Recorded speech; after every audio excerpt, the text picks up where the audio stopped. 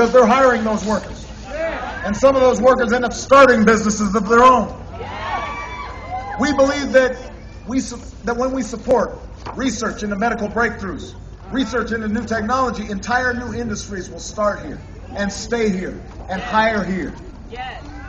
We don't believe government should poke its nose in everything we do, but we do believe this country is stronger when there are rules to protect our kids from toxic dumping and mercury pollution. When there are rules to protect consumers from unscrupulous credit card companies and mortgage lenders. We believe we grow faster when our tax code rewards hard work and companies that create jobs here in America. And we believe that quality health care for everybody and a dignified retirement for everybody aren't just achievable goals. They are a measure of our values as a nation. That's what we believe. You know, for 8 years, we had a president who shared these beliefs. His name was Bill Clinton. And when he was elected, he asked the wealthiest Americans to pay a little more so he could reduce the deficit and still make investments in things like education and training and science and research. Here's an interesting thing. Plenty of folks who were running for Congress at the time said it would hurt the economy. That raising taxes on the wealthy would kill jobs. And if that argument sounds familiar, one of those candidates who was running back then happens to be the guy who's running for president right now. Don't vote.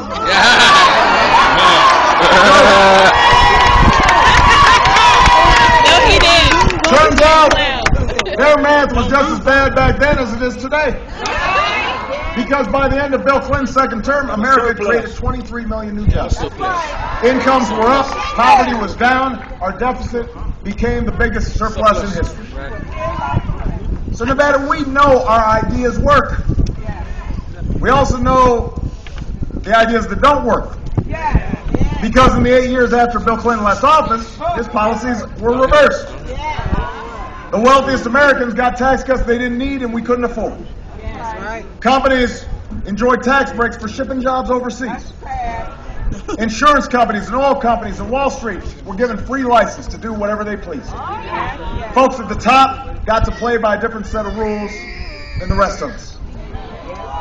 And the result of this top-down economics was falling incomes, record deficits, the slowest job growth in half a century, and an economic crisis that we're still cleaning up after.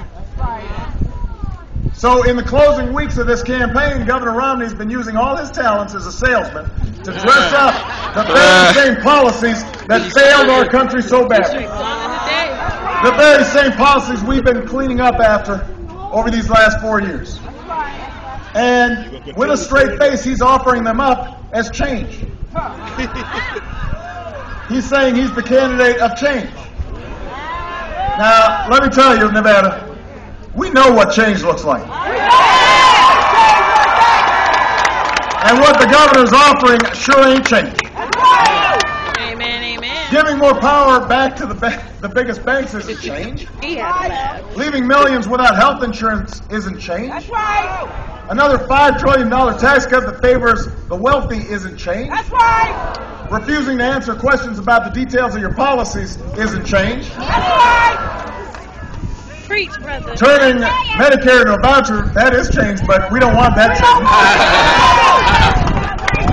Ruling out compromise by pledging to rubber stamp the Tea Party's agenda as president, that's definitely not change. Don't move. In fact, that's exactly the attitude in Washington that needs to go. So after 4 years as president, you know me by now. We know you. You may not agree with every decision I've made. You may be frustrated at the pace of change, but you know what I believe. You know where I stand. You know I'm willing to make tough decisions, even when they're not politically convenient. And you know that I will fight for you and your families every single day as hard as I know how.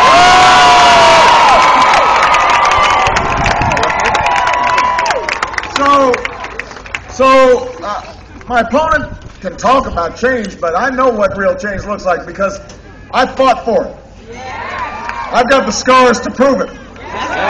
You have too. And after all that we've been through together, Nevada, we sure as heck can't give up now.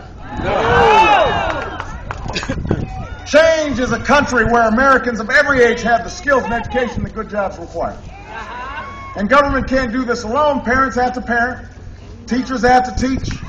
But don't tell me that hiring more teachers won't help this economy grow or help young people compete. We know that will.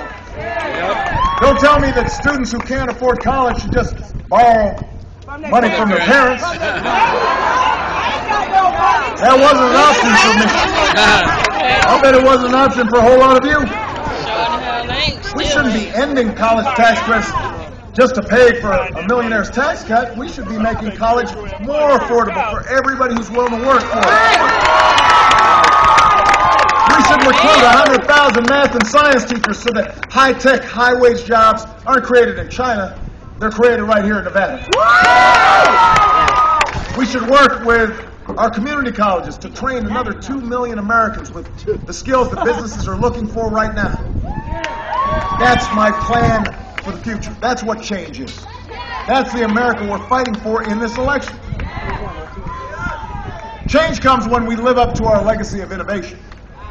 When we make America home to the next generation of outstanding manufacturing, scientific discovery, technological breakthroughs.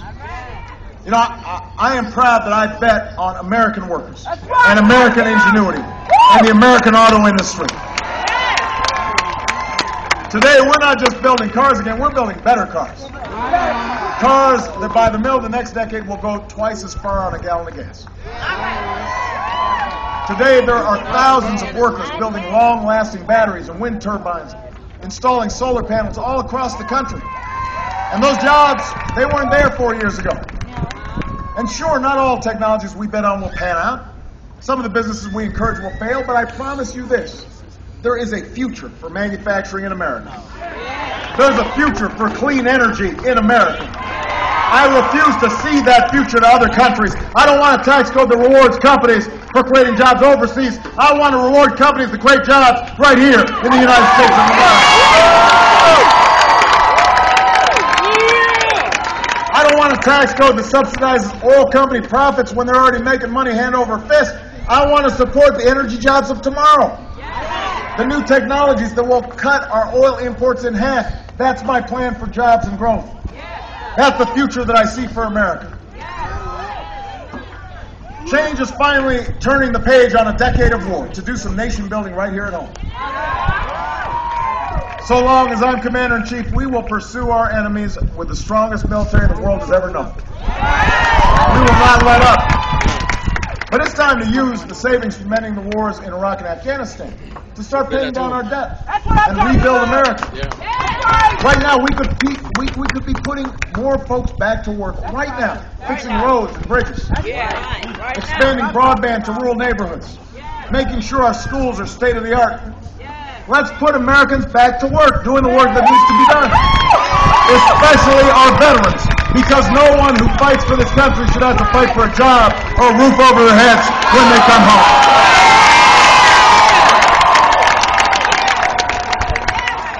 That's my commitment to you. That's what's at stake in this election. Change is a future where, yes, we reduce our deficit, but we do it in a balanced, responsible way. I've already signed $1 trillion worth of spending cuts. I'll work with both parties to streamline agencies and get rid of programs that don't work.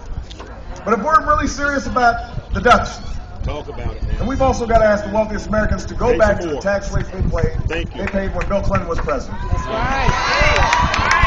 Because as long as I'm president, I am not going to turn Medicare into a voucher just to pay for another millionaire's tax cut.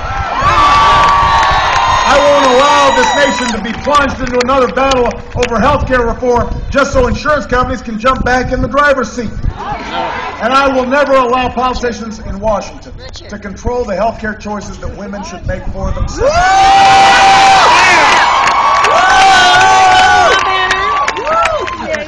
So Nevada, we know what change is. We know what the future requires. We don't need a big government agenda or a small government agenda. We need a middle class agenda that rewards the values of hard work and responsibility. need a partisan agenda. We need a common sense agenda that says when we educate a poor child, we'll all be better off. That says when we fund the research of a young scientist, her new discovery will benefit every American.